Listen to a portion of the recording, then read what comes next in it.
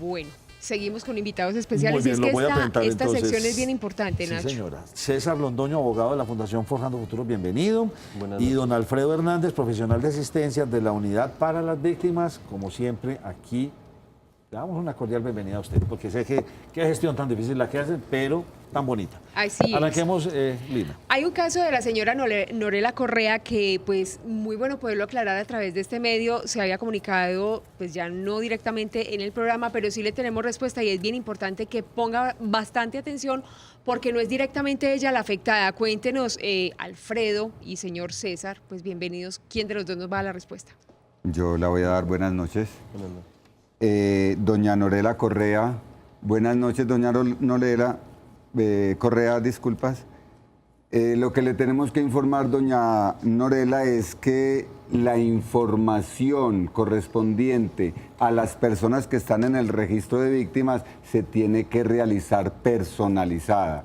Nos cuenta doña Norela que ella es sobrina de doña María Eufebia García, quien sí está en el registro de víctimas, pero doña Norela no está en el registro de víctimas, y esta es la oportunidad para informar que los casos que nosotros brindamos, asistencia, información, orientación, se hacen personalizados. Si tienen alguna Nadie se le condición. puede dar una información a otra persona, aunque sean familiares.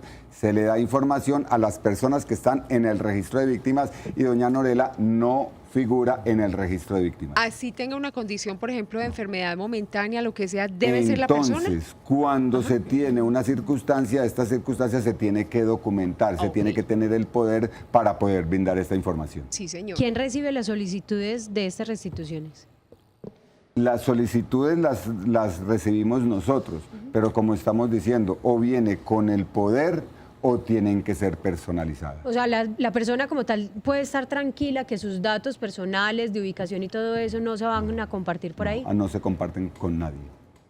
¿Y qué papeles o qué documentación se requiere para iniciar este proceso ante ustedes? El proceso de dar información. No, el proceso de restitución. Cuando yo soy una víctima, Bueno. ¿qué papeles debo de presentarles a ustedes? El tema de restitución nos los va a aclarar. Lo que pasa es que, muy buenas noches para todos. Sucede que son dos tipos de actuaciones que se realizan ante las instituciones públicas en materia de víctimas. Una es la inclusión en el registro único de víctimas y otra es la inclusión en el registro de tierras despojadas y abandonadas forzosamente. En este caso, la unidad de víctimas maneja el tema relacionado con el registro único de víctimas, donde las personas acceden al tema de la ayuda humanitaria y eventualmente ya al periodo de indemnización, a la indemnización. Y en el registro de tierras despojadas y abandonadas forzosamente, ese registro es administrado por la unidad de tierras. Es la entidad encargada de realizar el procedimiento administrativo y hacer una verificación preliminar para determinar la inclusión o no del predio que fue despojado o que fue objeto de abandono en el contexto del conflicto armado, y también para determinar la inclusión de las personas en ese registro. ¿De cuáles personas? Las personas que se fueron objeto de la acción que llevó al despojo o que se vieron obligadas en el contexto de violencia para abandonar el predio respectivo y incluirlas con todo su núcleo familiar en ese registro. ¿Cuánto tiempo se demora en hacer esa calificación? O sea, para saber si entra o no entra en ese proceso. Bueno, aquí les voy a comentar algo. Primero comencemos con la parte del registro y cómo se inicia el registro, y como para también finalmente terminar allí en el tema de cuánto se demora en promedio una acción de estas. Para ingresar al registro, las personas que se consideren fueron víctimas de desplazamiento forzado y que como consecuencia de este desplazamiento abandonaron su predio, se vieron en la obligación de abandonar su predio porque tenían miedo por la salvaguarda de su vida o su integridad física, o las personas que por amenazas y también por un despojo efectivo de predios lo entregaron, y también dentro del contexto del conflicto pueden presentar las solicitudes ante la unidad de tierras directamente, o si en la municipalidad donde se encuentran no hay una sucursal de la unidad de tierras, pueden dirigirse a las personerías respectivas de cada uno de los municipios.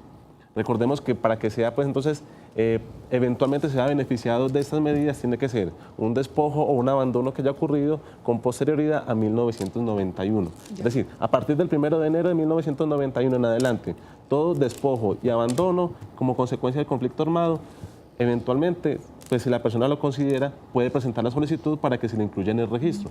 Ya habrá una evaluación por parte de la unidad de tierras. Alfredo, yo le tengo una pregunta. ¿Este proceso cuándo empezó? El proceso de reparar a las Sí. personas víctimas comenzó desde el 1 de enero de 1981. Así lo establece la ley Desde 1448. 1981 estamos en 1985, perdón. 1 de enero de 1985. Bueno, entonces le cambio la pregunta. ¿Y cuándo viene a tomar la fuerza y la estructura como está en la actualidad?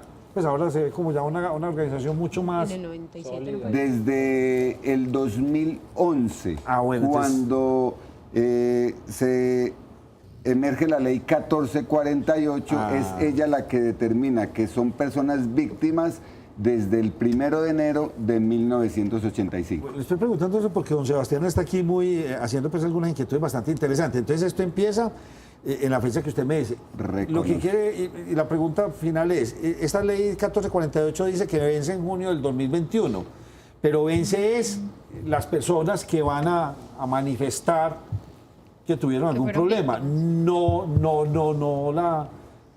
la ayuda, o todo se vence en el 2021. No, a ver, hasta el momento la ley está programada para reparar a las personas víctimas hasta el año Muy bien. 2021. Entonces, esas 8 millones y pico de mil personas deben ser reparadas de aquí al 2021. Sí, esperamos de alguna manera algunos cambios legislativos.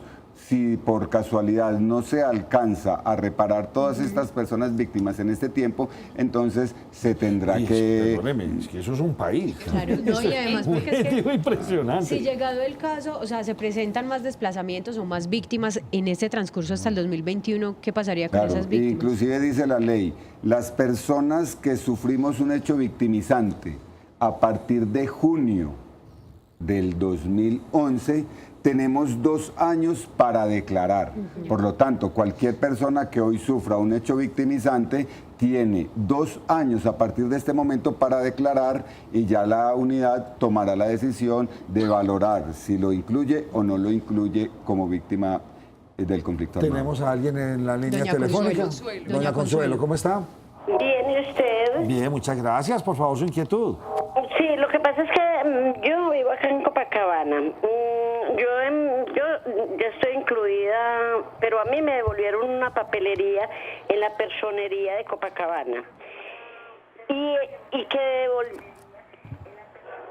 de Copacabana, y me dijeron de que por favor la llevara al Aguado de Bello. El Aguado de Bello no me lo recibieron. Mandé una carta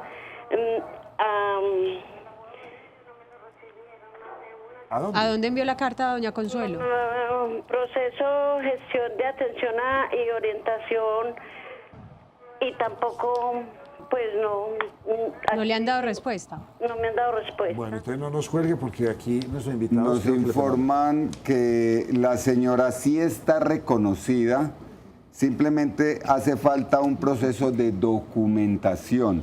Esta documentación, inclusive en este momento, por el auto 206, está en una priorización. La señora ya la tenemos reconocida. Sí. Ahora esperamos, de acuerdo a este auto, poderla priorizar dependiendo de las características de su familia. Entonces, la señora de alguna manera tiene que esperar porque está reconocida.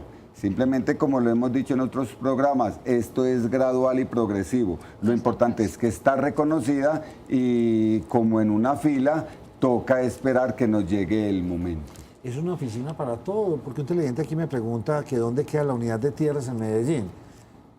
¿Hay que ir a distintas oficinas de acuerdo a mi caso o es a un solo Son lugar? dos entidades distintas. Una es la unidad para las víctimas y otra es la unidad de restitución de tierras. La unidad para las víctimas tiene la sede principal ahí contigo a la iglesia de la Veracruz, en el edificio, perdón. En el edificio Colseguros, aunque esta es una entidad, aquí en el edificio Colseguros es una entidad administrativa, pero los puntos de atención en Medellín hay uno que queda en Cauces, en Buenos Aires, otro que queda ya en la Comuna 13, en la 92 con la 35 y otro que queda en el barrio Palermo. Y la otra entidad es la unidad de tierras que está ubicada en el centro comercial, el Punto de la Oriental. Son dos entidades distintas. En ambos casos, para ingresar al registro único de víctimas o para ingresar al registro de tierras despojadas y abandonadas forzosamente, se puede acudir tanto a las personerías o ya para el registro de tierras ante la unidad de tierras o ya también frente al tema del registro único de víctimas ante las personerías respectivas o los centros de atención que tiene la unidad para las víctimas. ¿Qué documentación se debe presentar para uno ingresar pues, a estos registros? En cuanto al tema de tierras específicamente, la cédula. Ir y presentar la cédula y hacer la declaración respectiva. Ahora bien, pues no cualquiera puede ir a hacer ese tipo de declaración porque eventualmente tendrá que fundamentar lo que ha dicho ante el funcionario respectivo con una serie de pruebas.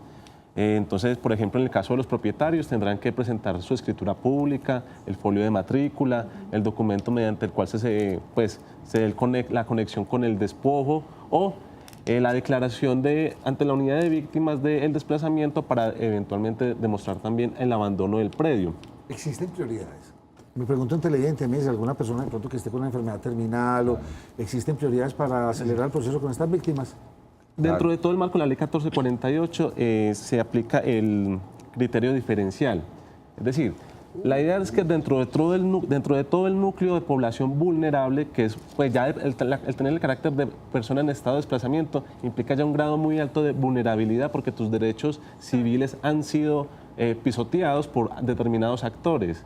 Entonces que dentro de ese núcleo también hay una serie de personas que incluso tienen mayor grado de vulnerabilidad, como son por ejemplo las personas mayores de edad, los adultos mayores, los menores de edad, y también la comunidad LGBTI que por su condición también ha sido víctima del conflicto armado, ha sido un proceso de estigmatización que se ha dado, y también tenemos a las personas con graves enfermedades, que hace que se prioricen esos casos, pero de todas formas dentro de todo este componente también es muchas las personas que se encuentran priorizadas. Es cuando nos llaman a la fundación, yo les digo, bueno, dentro de todo el núcleo de las víctimas que se quiere el Estado entrar a reparar y a restaurar en sus derechos, hay otro grupo muy grande que también se encuentra como priorizado en primera fila, pero por eso mismo la ley tiene un carácter progresivo, porque sabemos que es tanta la gente y tan limitado el recurso presupuestal que entonces tiene que ser por momentos, a pasitos. Este proceso viene desde el año 2008 con el tema de la indemnización, pero también viene desde antes con el tema de la atención humanitaria. Pero eso es despacio y por eso se ha establecido un primer tope hasta el año 2021. Eventualmente el legislador podrá evaluar y decir, bueno, no nos alcanzó el tiempo.